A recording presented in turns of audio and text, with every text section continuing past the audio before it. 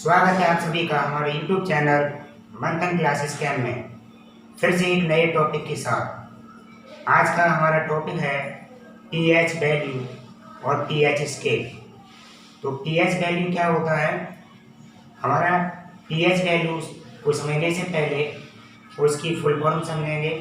तो pH value की जो फुल फॉर्म होती है वह है या पावर ऑफ हाइड्रोजन या पोटेंशियल ऑफ हाइड्रोजन। क्या होती है? पावर ऑफ हाइड्रोजन या पोटेंशियल ऑफ हाइड्रोजन। यानी किसी भी विलयन में या किसी सॉल्यूशन में कितने हाइड्रोजन आयन हैं, इन सब के बारे में जो हमें ज्ञान प्राप्त कराता है उसे हम pH स्केल कहते हैं। और pH स्केल के द्वारा हम ये ज्ञात कर सकते हैं कि उस विलयन में कितने हाइड्रोजन आयन हैं और कितने OH आयन हैं। तो देखेंगे pH के बारे में। सबसे पहले जो इसकी खोज की उनका नाम था लॉरेंस सोरेनसन। उन्होंने इसके बारे में पता लगाया, यानी pH की खोज करता है, उन्हें लॉरेंस सोरेनसन के नाम से जाना जाता है। और हमें किसी भी विलयन का pH ज्ञात करना है तो pH ज्ञात करने के लिए एक हम फॉर्मूले का यूज करते हैं।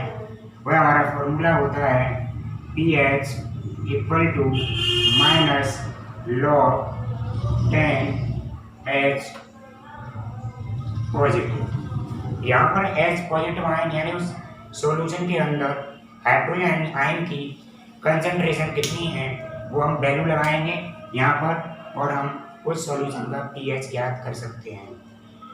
इसमें देखेंगे जो आपके फिगर में कई कलर में एक पट्टी दिखाई दे रही है, तो जिसे हम pH स्केल कहते हैं, pH पैमाना कहते हैं। तो इस जो पट्टी बनी हुई है उसमें 14 डिफरेंट कलर हैं, जिसमें 0 से लेकर के 14 तक अलग अलग कलर बने हुए हैं। तो वह कलर हमारा pH स्केल को शो करता है, जिसमें जो pH वैल्यू 7 से अधिक है, यानी pH ग्रेटर देन 7, तो वो हमारे जितने भी हमारा यहाँ pH की वैल्यू 7 से अधिक है तो वो सब हमारे क्या होंगे? वो सब हमारे बेस होंगे। यानी pH की वैल्यू कितनी हो? 7 से अधिक है, वो हमारा क्या कहलाएगा? बेस। और pH की वैल्यू हमारी 7 से क्या होगी? यहाँ पर pH की वैल्यू 7 से अधिक होने पर क्या होगा? बेस। और pH की वैल्यू 7 से कम है तो हमारा क्या होगा? एसिड। और pH की वैल्यू यदि हमारी 7 है तो वह न्यूट्रल होगा। यानी ऐसे विलयन जिनका pH मान 7 से कम होता है वो हमारे अम्लीय होते हैं, और जिनका pH मान 7 से अधिक होता है वो क्षारीय होते हैं। और pH का मान हमारा 7 करेक्ट 7 होने पर वह उदासीन या न्यूट्रल होते हैं। जैसे हमारा शुद्ध जल होता है उसका pH मान 7 होता है। तो यहाँ पे हमारी बात निकल के क्या आई कि जैसे आपका pH स्केल है तो उसमें यानी जो भी हमारा 7 से अधिक कम है तो क्या होगा?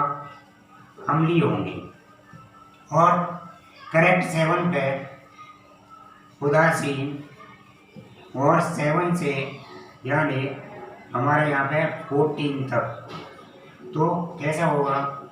क्षारीय विलयन होगा, यानी बेस सॉल्यूशन होगा।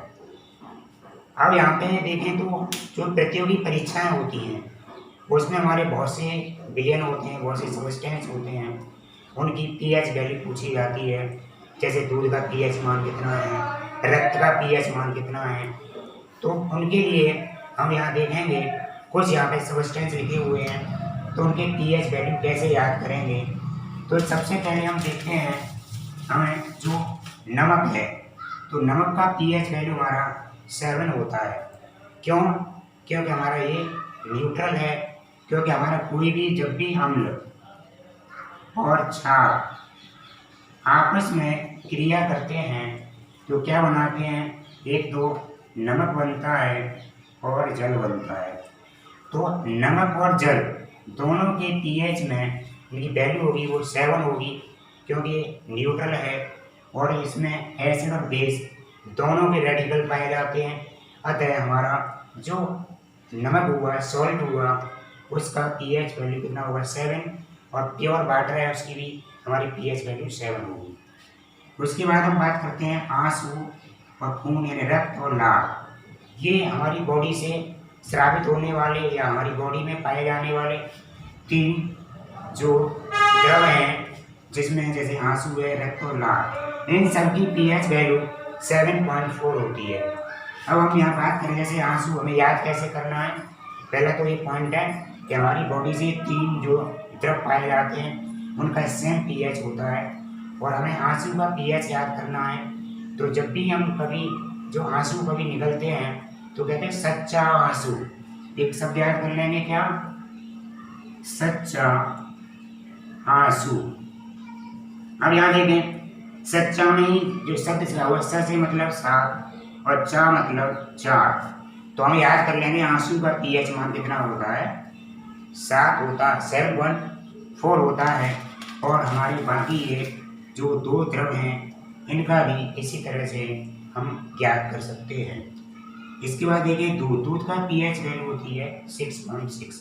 याद कैसे करें भाई? जब भी पहलवान जो दूध पीते हैं तो एक्सरसाइज करते हैं, दूध पी के वो अपने 6 पैक बनाते हैं, तो 6 पैक दोनों हाथों में, 6 इसके पैक 6, तो हम कह सकते हैं कि 6.6 दूध पी के क्या बनते हैं, 6 पैक बनते हैं।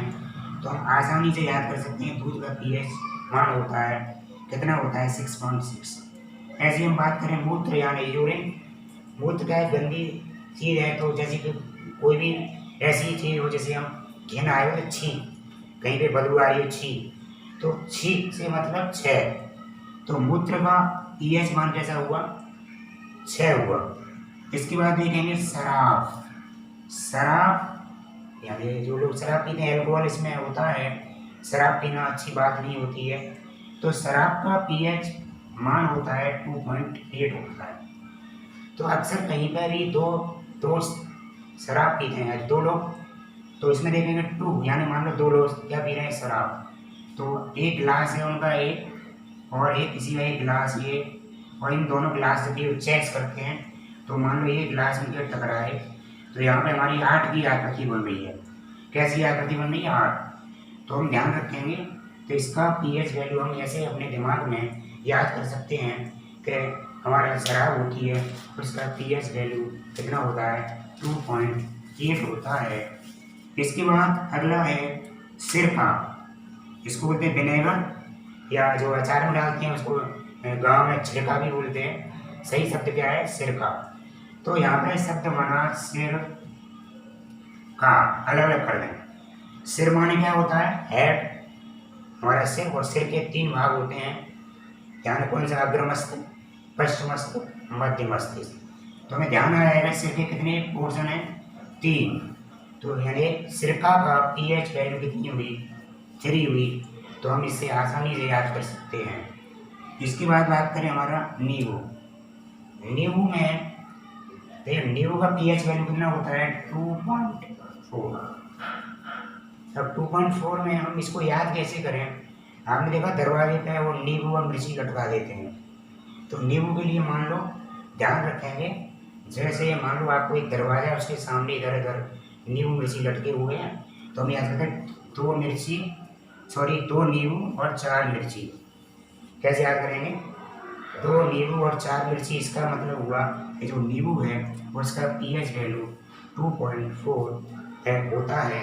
तो इस तरह से हम पीएच वैल्यू की आसानी से याद कर सकते हैं। इसके अलावा हमारे कुछ स्ट्रॉन्ग एसिड हैं। स्ट्रॉन्ग एसिड में जैसे हम बात करें सल्फ्यूरिक एसिड, या आपसे पूछ लिया जो आपका बैटरी में जो घर में इन्वर्टर में यूज करते हैं उसका पीएच वैल्यू कितना होता है, यानी उसमें H2SO4 होता है, ऐसी हमारा HCl है, तो इनकी पीएच वैल्यू कितनी होती है, इनकी पीएच वैल्यू 1 होती है। कितनी होती है, 1। अब मान लो हम घर में यूज कर रहे हैं ऐसे बैटरी में, तो वो हमारा ये इसको याद करने का तरीका है कि जो हमारी घर में जो बैटरी होती है उसमें नंबर 1 का एसिड यूज किया जाता है। कैसा, नंबर 1, कोई मिलावट नहीं होनी चाहिए, तो नंबर 1 एसिड यानी, और बैटरी में यूज कौन सा कर रहे हैं, H2SO4, हमें याद रहेगा कि वही उसका पीएच वैल्यू कितना है, 1 है। तो इसे इस तरह से हम H2SO बोर्ड और HCl इनके pH वैल्यू याद कर सकते हैं। तो इस pH वैल्यू के ऊपर जितने भी ये पदार्थ लिखे हुए हैं बोर्ड में, नहीं तो हमारे कॉम्पिटिशन एग्जाम होते हैं उसमें, जैसे आपका JEE है, IIT है या नीट एग्जाम है और विभिन्न जैसे SSC है, बैंक है, रेलवे, विभिन्न प्रतियोगी परीक्षाएं होती हैं, उनमें 1 या 2 नंबर का क्वेश्चन अवश्य पूछा जाता है। तो इस तरह से पीएच के बारे में आपको समझ में आ गया होगा।